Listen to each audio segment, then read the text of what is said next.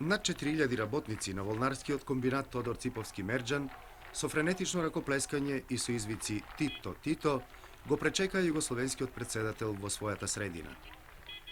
Пред влезот во новиот погон за премотување и пакување предено, претседателот Тито, неговата сопруга Јованка и членовите на придружбата беа пречекани од генералниот директор на комбинатот Стојан Ѓорчевски и од други представници на колективот. Претседателот Тито најпрвин го разгледа погонот за премотување и пакување, што беше предаден на употреба во чест на неговиот 80-ти роден ден, а потоа ја разгледа и чешларницата. Во погоните за предпредење и финализација во предено и конци, кои се наполно автоматизирани, претседателот Тито застануваше пред машините и бараше објаснување за нивната работа. Југословенскиот претседател и другите високи гости ги посетија и погонот за штрајган предено, ткачницата и трикотажата, при што добиваа информации за работата на овие погони. На излегувањето од погоните, другарот Тито исто така беше срдечно поздравен од работниците, како и при доаѓањето, а потоа се упати во салата на работничкиот совет, каде што представници на комуната и на комбинатот го информираа за општествено-економската положба на општината.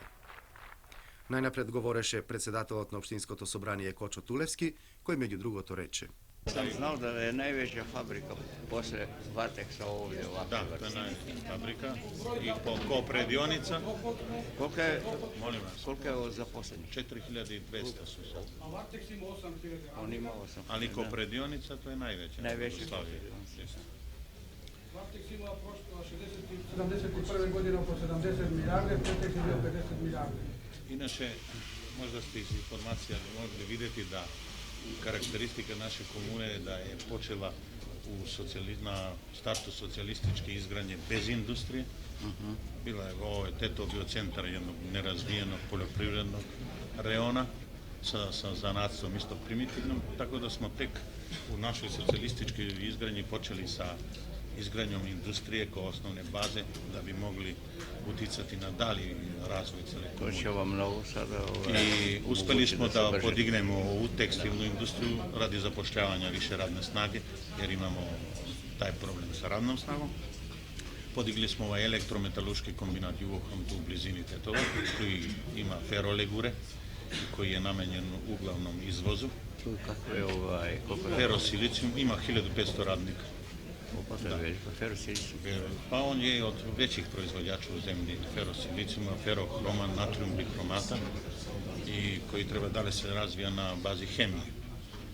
Inače onda podigli smo ovo preduzeće u izradu nemetala, koje je jedno od najperspektivnijih Onyx. Jedinstveno smo u zemlji, sad smo isto podigli jednu fabriku za takozvani veštački mermer, otpadke od mermera. To se lepi sa polijesterom i dobije se ploče po dimenzijama koje želimo. Inače, tako da smo razvitkom industrije podigli uopšte ukupan prihod na opštinu na nivou negde oko 100 milijarda za ovih 9 meseci ove godine. Dohodak u fabrici, mislim, na nivou opštine. Na nivou lični dohodci negde su 121.000 u proseku. Da, a ima jedna karakteristika da smo za prošlih godinu i po podigli za 55.000 starih dinara po članu po jednom radu. Tako da smo vodili tu politiku brze porast ličnih dohodaka, ali zaista su i ulaganja, sopstvena ulaganja ove industrije na dalji razvoj bila karakteristična. Koliko imate bruto produkta? Za ovih 10 mjeseci imamo oko 100 milijardi. 100 milijardi. Starih dinara. Inače, vidite, jedan najvažniji... Već danas komune. Dobro, mi smo još nerazvijena s obzirom da imamo mnogo veliki broj stanovništva. Mi na ovom malom području imamo negdje oko 132.000 stanovnika i natalitet je visok. Zbog visokog nataliteta mi dobijamo godišnje negdje radne snage nove od 1500 do 2000. Tako da nismo mogućnosti sve da zaposlimo, ali ipak u društvenom sektoru druže Tito danas imamo zaposleni negde oko 13.000, ali računajte imamo negde oko 6.000 koji vani rade, imamo 3.000 penzionera Imamo oko 3000 poslastičara i drugih naših koji po Jugoslaviji imaju svoje radnje i ovdje uglavnom žive porodice. Prave slatko vani po čitavoj Jugoslaviji. Tako da ne bi se moglo ceniti samo po onom što se evidentira, ne, nego po ovako. Ovo je brzi rast industrije izvršilo transformaciju stanovništva. Danas, na primjer, da se ovo nepoljoprivredno u odnosu na poljoprivredno potpuno izmenila slika. A vi računate u nacionalni dohodak ono što se vani? Ne računamo. I zato nam je nizak nacionalni dohodak. Zato nam izgleda vrlo... Jer ona je isto nacionalni dohodak. Jeste, i to se vidi po standardu ljudi, po ekonomskoj snazi.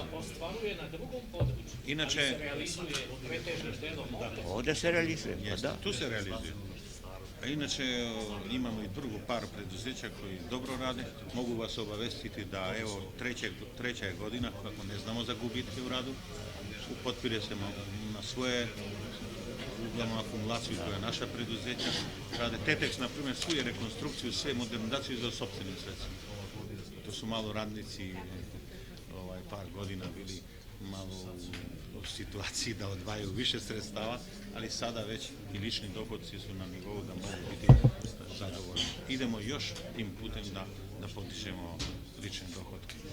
Mogu vas isto obavestiti da računamo sa daljim razvojem intenzivnim poljoprivredom, jer moramo ovdje su uglavnom paprika, ove povrtarske kulture, pasulj, onda stočarstvo, imamo oko 30.000 pasulja, ima dosta. Imamo oko 30... Skup voda bio. Uglavnom idemo na te intenzivne kulture i duvan isto je kao kultura. Sad idemo na Virginiju, novu sortu koja vrlo dobro uspeva u ovom kraju zbog atmosferskih prilika. Najbolje i po kvalitetu ukus odgovara američkom. Tako da smo i sušare radili, otkupljujemo na zeleno, da bi mogli radnicima, uopće ovim proizvođačima obezbediti veće količine za sej duvan. Inače idemo na ove intenzivne kulture zbog toga da bi zaposlili malo više radne snage na selu, da nam ne pritiskuju jer ne možemo na drugi način. Onda idemo sa razvojem turizma. Znate, ovdje nam je Šar planina. Mi smo tu podigli oko 500 ležaja u komercijalnom sektoru. Imate medveda gore? Ima, ali divokoza ima mnogo. Pa ja se interesirao. Divokoza ima mnogo. A divokoza ima? Tu svaki ko dođe mora da ulovi. Šar je ovaj zimski putnički centar. Imamo to. Što? Goste, kaže drug Minčev, da li imamo za lov, imamo ih uvek.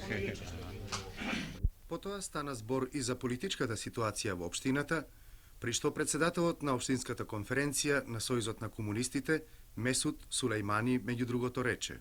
Тито, драги гости, се извинјавам што ќе ја мојо излагање прочитате. Осеќам посебно задоволство што могу да вас информишем о неким питањима карактеристична за политичко и друштвено стање во општините. Организација Савеза комуниста у Тетовској општини брои 3200 чланова, кои се учланени у преку 125 основни организации и 2 фабрички конференции. Од укупног броја чланства посебна конференција имамо и основни организации и огрануци исто. Pa to je ono. Jeste. Mi smo zvali Šelje, sad je Ogranci. Jeste. Preduzetni komitet, sad je konferencija. Sad je konferencija. Da, to je konferencija. U redu, sad su Od kupnog broja članstva 1543 su Makedonci, 1350 Albanaca, 77 Turaka i 230 ostalih. Od ukupnog broja članova Saveza komunista nešto više od 30% su neposredni proizvođači. Naša nastojanja su neprekidno bila usmerena ka menjanju socijalne strukture članova Saveza, odnosno za što veće uključivanje neposrednih proizvođača u njegove redove. U ovom smislu značajan podatak je da smo za proteklih 10 mjeseci primili 70 članova, od kojih 30 radnika, 14 studenata i 26 drugih struktura.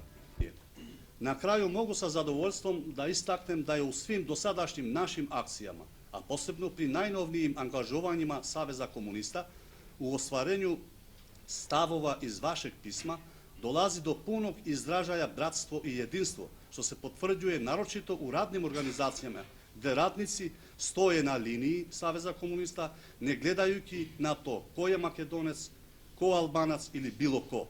To je najveća garancija da ćemo u akcijama koje smo preuzeli uspeti do kraja. Mi ćemo se uporno zalagati za daljnju emancipaciju i afirmaciju narodnosti u ovoj opštini, iako u tom nastojanju moramo računati na tendencije nacionalističkih elemenata koji pokušavaju da devalviraju naše dosadašnje postignuće. Hvala lijepa. Ja mislim da ste vi pravilno ovdje sada izložili. Pitanje ovoga,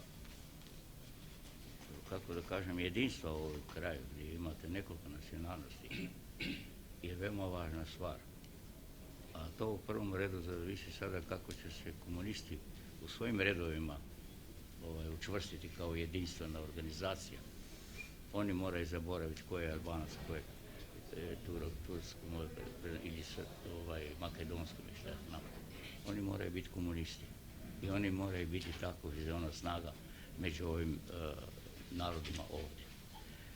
Radnička klasa, to što ste vi spomenuli, to je veoma meni drago. Ja uvijek sam to mislio i rekao sam već više puta da ja najveću pažnju polažem na to što će radnička klasa da napravi, ona će napraviti tu koheziju. A vi komunisti morate biti na čelu toga svega rada. Ovdje ne bi trebalo sada, naravno kad se radi u pitanju, jednu stvar bih htio spomenuti koju nisam do sada spominjao. Ja sam do sada govorio da ne mogu da zamislim da u takvim velikim kombinatima, ne samo kombinatima, nego uopće preduzećima, postoji podjela na intelektualce i na radnike. Tu postoji samo jedna, to je radnička klasa, to su svi i intelektualci, i intelektualni radnici, i visoko stručni, i srednje stručni, i nisko stručni, i nestručni. Sve je tu radnička klasa. Prema tome, bih želio da se ovdje ne razumije nepravilno, kad ja kažem treba čim više radnika u Savezu komunista. To ne mislim na time da trebamo smanjiti volju intelektualnih radnika da budu u Savezu komunista. To je sasma pozitivna stvar. Naprotiv, nekad. I intelektualni radnici neka budu. Ali treba više radnika ovdje. Neposrednih proizvođača također. Da bude čim više. S time će porasti broj Saveza komunista. Ovdje se radi samo o onim elementima i u Saveza komunistima kojih je bilo, koji su došli iz karijerističkih pobuda i onih koji nisu komunisti, da, brate boj, ne budu u redu, jer oni samo mogu da smetaju. A takvih ima ponekada i u intelektualnim redovima, pa čak ima i kod radnika ponekada. Ima tako. Samo mnogo manje kod radnika. I sad to trebate da se suviše bukvalno ne smatra to da mi smatramo treba više radnika, a manje ovih i tako. Ne radi se o tome. Radi se o tome da bude čim je radnika mnogo veći broj nego intelektualnih. A sve je to radnička klasa. Jer znate, instinkt kod radnika, našto danas u Jugoslaviji radnička klasa je mnogo uzdignuta nego što je bilo recimo prije 10-15 godina. Već sasma drugčije izgleda. I mi težimo k tome da ne da nivo spuštamo, nego da dižemo, da se radnička klasa čim više osposobljava, da bude čim stručnija. Mi danas već imamo ogroman broj radnika srednjih škola. Više nije to onaj koji ne zna ni čitati i pisati. I takvi imamo vrlo malo danas. Vrlo malo, mali broj. I mi hoćemo da radničku klasu dignemo. Danas već imamo takvu tehnologiju, tako visoki tehnički razvoj i on sve brže ide napred, da će morati biti tehničari, inženjeri kod mašina. A to su radnici koji se uzdižu. Predsjedniče, hoću još nekoliko podataka da ilustrujem u vezi politiku nacionalne ravnopravnosti koja je kontinuirano sprovedena u dosadašnjem razvoju na području Tetovske komune. Ovo što su drugovi iznosili na području obrazovanja, nauke, kulture i zdravstva, samo hoću da istaknem da u našoj opštini sada rade 72 osnovni i 4 srednji škola, u kome radi 813 професора, наставника и учителя, sa ukupnom 19.000 učenika iz redova albanske i turske narodnosti. По разговорите, за председателот Тито и другите високи гости беше приредена кратка модна ревија, на која беа прикажани повеќе производи, ткаенини и конфекцијска облека на комбинатот Тетекс. По ревијата на председателот Тито и на другарката Јованка Брос им беа предадени подароци. И испраќањето од комбинатот беше многу срдечно и топло. Председателската колона потоа се упати кон Арабат Баба Теке, каде што председателот Кочо Тулевски во чест на другарот Тито и другарката Јованка Брос приреди ручек.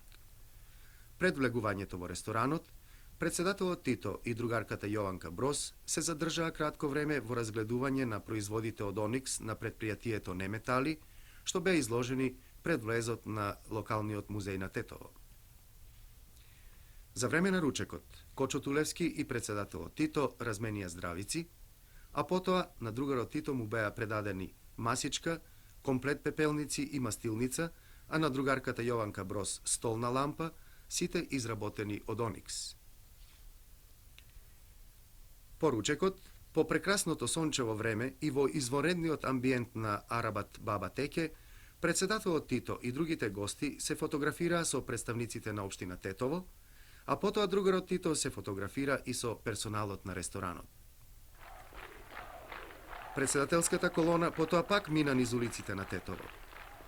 Се добиваше впечаток дека сите жители на Полок, а не само од Тетово и околината, се собрале да го поздрават југословенскиот председател, да го видат човекот кој толку многу направи за братството и единството на југословенските народи и народности. Насекаде цвеќиња, насекаде знамиња и одушевени извици, и така се до излезот од Тетово. И на попатните места до Скопје иста гледка, исто воодушевување поради присуството на најдрагиот гостин. Скопјани пак во огромен број излегоа да го поздрават југословенскиот председател на патот до неговата резиденција на Водно. Стотици илјади граѓани, меѓу кои илјадници, деца и младинци, тоа беше амбиентот низ кој се движеше председателската колона.